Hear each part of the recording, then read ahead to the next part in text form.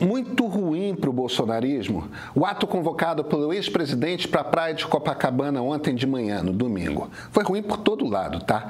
Ruim porque foi um fiasco, tinha muito pouca gente. Foi ruim por causa da foto, o flagrante da Avenida Atlântica, feita pelo Alexandre Cassiano para o Globo. Vocês viram a foto, né? Bolsonaro lá discursando e no alto cartaz enorme, sem anistia. Aquela foto, sabe que dispensa legenda. Mas foi ruim principalmente porque Bolsonaro se mostrou fraco, muito fraco, para um pequeno grupo de pessoas que são as únicas que podem salvá-lo da cadeia. Mas calma, vamos começar do começo, né? Foi pequeno mesmo? Olha, a Polícia Militar do Rio de Janeiro jura de pés juntos que na manifestação tinha 400 mil pessoas. Que metodologia usou? Ninguém sabe. Qual a fórmula empregada? Ninguém disse. A ordem para que esse número fosse divulgado, ao menos foi o que o Otávio Guedes da Globo News ouviu, partiu de dentro do Palácio Guanabara. Aliás, a história que ele ouviu é até mais interessante, porque a PM tinha uma estimativa, era 50 mil pessoas. Aí, quando o governador Cláudio Castro ouviu aquilo, mandou eles corrigirem. Foi assim que apareceu esse número de 400 mil. De novo, sem método. Contagem de gente na rua não é um número que você simplesmente joga. É preciso explicar como se chegou a esse número. Todos que fizeram algum tipo de estimativa, com exceção da PM, divulgaram isso. O Instituto Datafolha, por exemplo, ele previu o número de pessoas por metro quadrado, fez a conta e assim avaliou que no pico tinha ali umas 30 mil pessoas na praia. Isso foi lá pelo meio-dia, quando o Bolsonaro falou. Agora, claro, tem também a conta da equipe do Monitor do Debate Público do Meio Digital e do SEBRAP, que fazem uma parceria com a ONG More in Common. Eles contaram 18,3 mil pessoas com uma margem de erro de 12%. Não existe hoje no Brasil um modelo mais preciso e por um motivo muito simples. Ele não estima, ele literalmente conta cabeças. A turma da USP sobe drones com câmeras de precisão e faz retratos grandes do alto de toda a manifestação. Eles usam essas fotos para produzir uma imagem única da extensão das vias que estão cheias de gente. E aí o programa de inteligência artificial literalmente conta quantas cabeças tem lá embaixo. Inicialmente o software foi criado para contar bois e vacas. É isso mesmo, está contar gado. Ele precisou ser retreinado para contar gente. Vistos de cima, seres humanos são, consideravelmente menores do que bois. Nós vamos precisar nos acostumar mais e mais com esse momento querido encolher a multidão da USP, tá? Os métodos de contagem anteriores eram muito imprecisos, geravam um erro grande. Agora que contamos o número de cabeças, o risco de erro despenca, mas tudo bem, vamos dar de barato que possamos questionar esse número. Outra vantagem da consistência de método é que nos permite fazer comparações. A mesma equipe da USP, utilizando o mesmo sistema, fez a contagem de atos pró-Bolsonaro em abril do ano passado e em 7 de setembro de 2022, na mesma praia de Copacabana. No ano passado, Bolsonaro reuniu 33 mil pessoas usando essa técnica de contagem. Em 22, no auge da campanha eleitoral, foram 65 mil manifestantes. Então, mesmo quem não acredita no número, embora devesse, pode enxergar pelo menos isso. O ex-presidente Jair Bolsonaro vem a cada ano reunindo cada vez menos gente. De 65 mil para 33 mil para 18 mil. É quase como se a multidão caísse pela metade a cada ano. Tudo certo. Mas quem entra nos grupos bolsonaristas está ouvindo duas coisas, tá aí diferentes. A primeira, claro, o USP mente, Globo News mente, o jornalismo é todo vendido, nós jornalistas. A outra coisa que estão ouvindo é que o número certo é o da PM do Rio. Talvez algumas pessoas realmente acreditem nisso, que a multidão chegou perto do 500 mil de pessoas. Mas sabe qual o problema numa situação dessas? O que o tio do Zap acredita ou deixa de acreditar é irrelevante. Bolsonaro ontem se expôs, ele demonstrou fraqueza, para ele pior, porque ele demonstrou fraqueza justamente para um público bastante específico que ele não pode perder de jeito nenhum, um público que ele já está perdendo. Sabe que público é esse? Eu sou Pedro Doria, editor do Meio. Olha, a vida da gente ia ser muito mais fácil se a gente simplesmente abraçasse o governo Lula. Os algoritmos da rede, eles gostam de polarização. Se você está de um dos dois lados, cumpre a cartilha, repete sempre as mesmas ideias, não diz para as pessoas daquele time nada que vai perturbar os mantras, as redes vão entregar milhões de seguidores. e ainda tem uma grana da Secom, tá? Agora, se você é bolsonarista, mesmo estando fora do governo, você fica bradando contra o Supremo, pedindo anistia, também aí as redes entregam muito seguidor e uma boa grana. A gente não escolheu o meio do caminho porque é fácil, não é.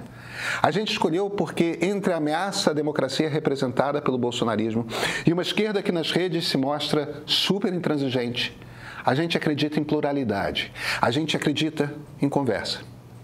Se você acredita no caminho do meio, nós realmente precisamos da sua assinatura. Vocês são os únicos com quem podemos contar. E esse é o ponto de partida.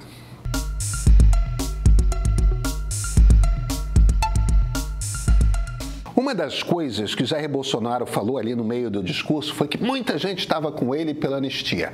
Um deles, Gilberto Kassab. Foi o que o cara falou. Bem, aí a imprensa foi atrás da turma do PSD, do partido do Kassab. A bancada vai votar pela anistia na Câmara dos Deputados se o projeto aparecer por lá? O que os jornalistas descobriram é que metade vota sim, metade vota não. Ou seja, Kassab está onde sempre esteve, sem se comprometer. Vamos ser claros aqui. Jair Bolsonaro tem um problema muito simples. Ele vai ser preso. E ele está desesperado com essa perspectiva. Como ele não vê saída no Supremo, e para sermos francos, não tem mesmo saída por ali, a alternativa é uma de duas.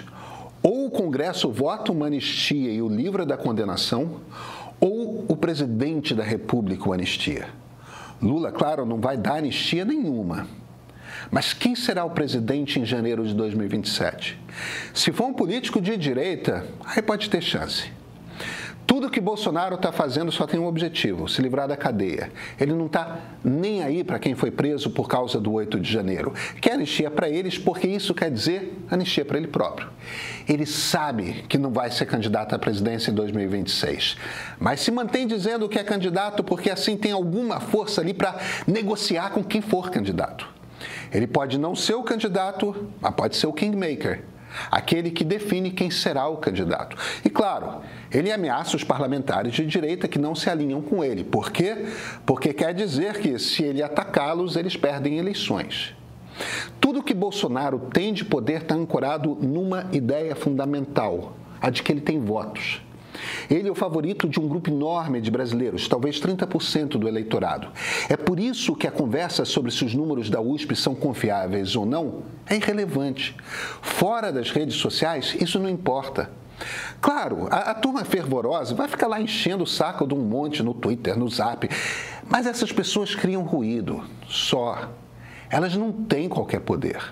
Porque o público que Bolsonaro precisa convencer é um pequeno núcleo de políticos de direita que ou estão no Congresso ou têm poder o suficiente para interferir na decisão de quem sairá contra Lula. E aí que entra o problema. O que o Bolsonaro fez ontem foi mostrar que seu poder de atrair gente para a rua está diminuindo muito. As pessoas estão simplesmente menos dispostas a sair de casa e gritar Bolsonaro livre na praia num domingo. Isso é definitivo? Olha, não é. As pesquisas demonstram que muitos ainda estão dispostos a votar no ex-presidente, tá? Só que as pesquisas apuram, no fim das contas, o nome que vem à cabeça de quem nem está pensando em política nesse momento. Na medida de entusiasmo, o resultado é outro. O entusiasmo pelo seu nome está em declínio.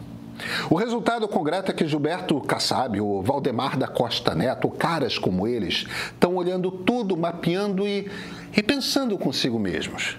A gente precisa dele para vencer a eleição ou a gente não precisa? Sabe o que é? Para muitos na direita, Bolsonaro preso é até bastante bom. Ganham um herói, né? Um mártir, podem fazer um discurso de perseguição e, ao mesmo tempo, se livrar dele. São tubarões e ontem sentiram um cheiro de sangue no ar. O jogo não está definido e Bolsonaro vai ficando cada vez mais nervoso. Em pouco tempo, o Supremo deve transformá-lo em réu. Aí, a partir do segundo semestre, haverá um julgamento. O julgamento vai durar, sei lá, um tempo.